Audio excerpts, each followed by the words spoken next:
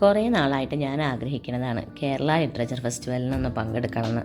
ഇത്തവണ പോകാനൊക്കെ പറ്റി, പക്ഷെ അതിൻ്റെ ലാസ്റ്റ് ദിവസമാണ് ഞാൻ പറഞ്ഞ സ്ഥലത്തെത്തിയത്.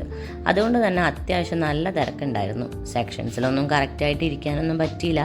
അവിടെ ഇവിടെ സെക്ഷൻസ് മാത്രം കേട്ടുകൊണ്ടിരുന്നു. ഇത് കണ്ടോ, ഒരു സൂചി കുത്താനുള്ള സ്ഥലം പോലും ഇപ്പറഞ്ഞ സ്ഥലത്ത് ഉണ്ടായിരുന്നില്ല. അത്രയ്ക്ക് ആൾക്കാരായിരുന്നു. ഇപ്പം സെക്ഷൻസ് ആണെന്നുണ്ടെങ്കിലും പലതരത്തിലുള്ള വിഷയങ്ങളെക്കുറിച്ചാണ് ചർച്ച ചെയ്യുന്നത്. റിപ്പബ്ലിക് ഡേ ആയതുകൊണ്ടാണ് തോന്നുന്നു അധികം വിഷയവും റിപ്പബ്ലിക് ഡേ റിലേറ്റ് ചെയ്തിട്ടുള്ളതായിരുന്നു.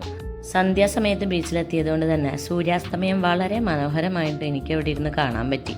കുറേ നാളായി സൂര്യാസ്തമയം കാണണമെന്ന് വിചാരിക്കുന്നു. ഈ പറഞ്ഞ സ്ഥലം കണ്ടോ, ഇത് കാർട്ടൂണായിട്ട് നമ്മൾ ഓരോരുത്തരെയും വരച്ചു തരുവങ്ങേര്.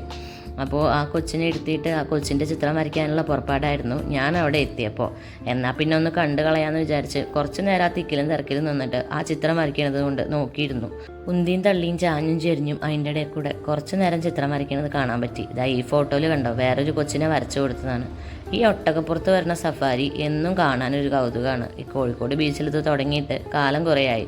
ആ സ്റ്റേജിൽ നിൽക്കുന്ന കറുത്ത ഷർട്ടിട്ട ആളെ കണ്ടില്ലേ, പ്രകാശ് രാജാണ്. അദ്ദേഹത്തിൻ്റെ പരിപാടി ഉണ്ടായിരുന്നു. രാത്രിയായിരുന്നു ഏറ്റവും മനോഹരമായിട്ടുണ്ടായിരുന്നത്. പാട്ടും പരിപാടിയും പിന്നെ ഈ കളർഫുൾ ലൈറ്റും ഇതൊക്കെ തൂങ്ങുന്നത് കാണാൻ തന്നെ ഒരു രസമല്ലേ. എന്തായാലും ഇത്തവണ ഒരു ദിവസം കാണാൻ പറ്റുള്ളൂ. അടുത്ത തവണ ലിറ്ററേച്ചർ ഫെസ്റ്റിവലിൻ്റെ എല്ലാ ദിവസവും സജീവമായിട്ട് കോഴിക്കോട് ബീച്ചിൽ തന്നെ ഉണ്ടാവണം എന്നാണ് എൻ്റെ ആഗ്രഹം.